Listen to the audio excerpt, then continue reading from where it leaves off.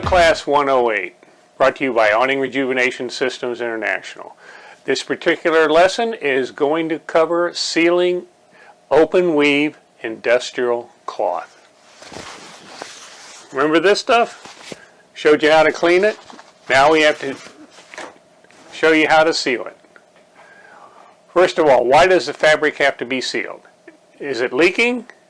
If it is leaking, how is it leaking? Is it leaking from the seams? Is it leaking in between the stitching? Is it leaking off of a rib? Is it stretched too much? Can you look underneath and see blue sky because it's so thin because of its age? Have you washed it with such a strong cleaner that you removed the previous sealer? Things to think about. Sealing, one step fits all, is not necessarily accurate, okay? We have 3 separate sealers to work with, okay? If you have an old fabric that is super thin, still structurally sound, where you can look up and see blue sky because there's so many pinholes in it, then it needs to be glued shut. We have a sealer, fabric sealer number 3. Fabric sealer number 3 is an acrylic finish glue. It will bridge those holes and waterproof that material. Within reason. It cannot bridge a cigarette butt that's a 1/4 of an inch hole. But we're talking, 1/8 of an inch, 1/16 of an inch, that sort of thing. You can, with Fabric Sealer 3, glue that awning and give it a few more years left of structural integrity before it disintegrates and should be replaced.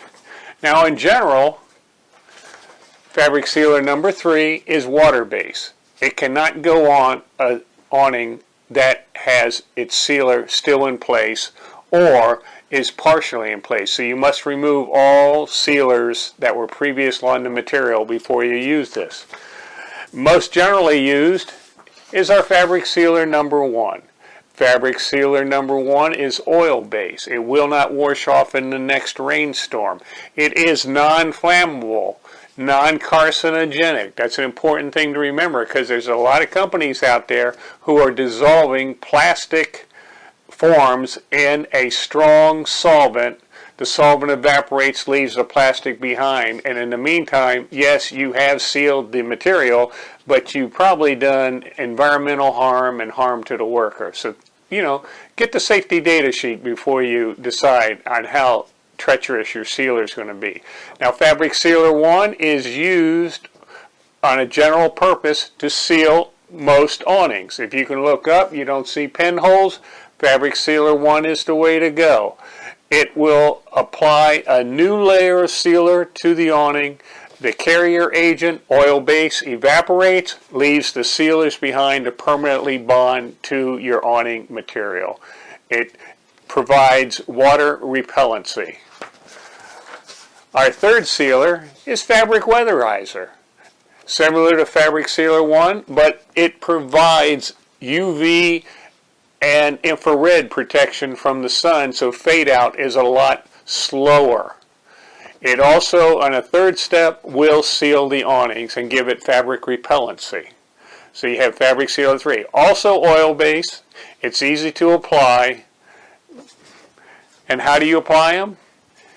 You simply put them in a sprayer, a dedicated sprayer. You don't want to have a water base or an oil base and mix them back and forth, especially if it's plastic, because plastic will absorb the last chemical that was in there because you pump it up and you pressurize it and pushes it into the plastic wall, the small microscopic pockets you can see under the microscope, okay? So you select your dedicated sprayer and you apply. Now we'll go out back and we'll show you the easiest and the most logical way to apply a good sealer. Here we are out back in the warehouse. We have our open weave industrial fabric that is now dried from our cleaning demonstration, and we're going to seal it. But first of all, does it have any holes in it? Does it have any rips in it? Does it have any tears in it? If you have a seam running down the middle and it's stitched, did you accidentally damage those stitching marks? It can leak through that way. Too strong a cleaning with too strong a brush, you can actually erase the seams. Can you see light through it? Pinholes. There's another problem to think about it.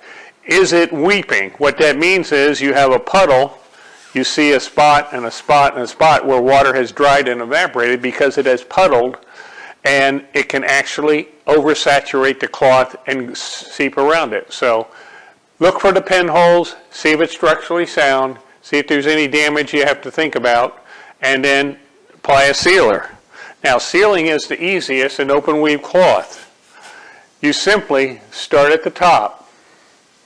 And you don't start at the middle, you don't start at the bottom, but you don't want to waste your money because sealers are expensive. So you start at the top. We put a blue dye in this one. And notice you want it to soak in. You want it to slowly travel downward. You do not want to apply so much that you waste your money. So you want to put on a fine spray and let it soak in. If you see it rushing down and not soaking in, you've applied too much, and there goes your money, and it's dripping on the ground. So what you do, make sure you have a fine mist and let it soak in.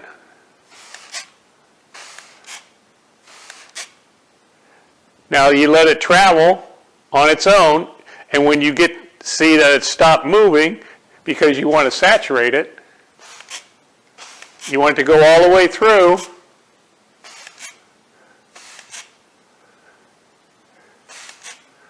Then you stop.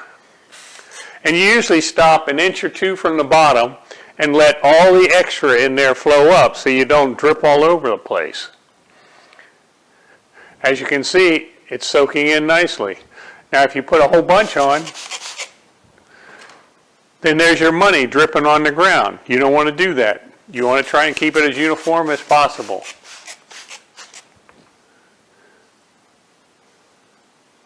It takes a little while to get used to it, based on the newness of the fabric, but you see, you want the complete soaking in. That is what you're looking for. Complete saturation means you're going to have complete sealing in that area. If you only do a little bit in one area and a lot in another, then you don't get that.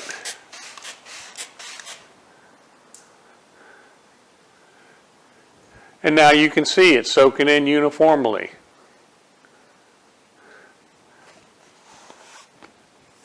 Moisture on the backside. That tells you it's good in that area. And then all you have to do is you let it dry. And you are done.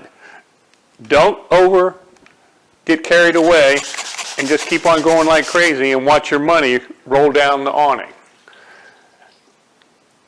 That gets to be embarrassing. And remember, that's a sealer. If it drips on the sidewalk, it's going to seal the sidewalk. If it drips on the bushes, it's going to drip on the bushes and seal the bushes. You know, so if you have any problems with drips ahead of time that you think, you might wet down the concrete with just some water, wet down the bushes, and when you're done, presto changeo, wet them down again, and you're A-OK. Now look, nice uniform saturation of the sealer. Hope this helps. If you like us, subscribe. Catch us on the next video. Have a good one.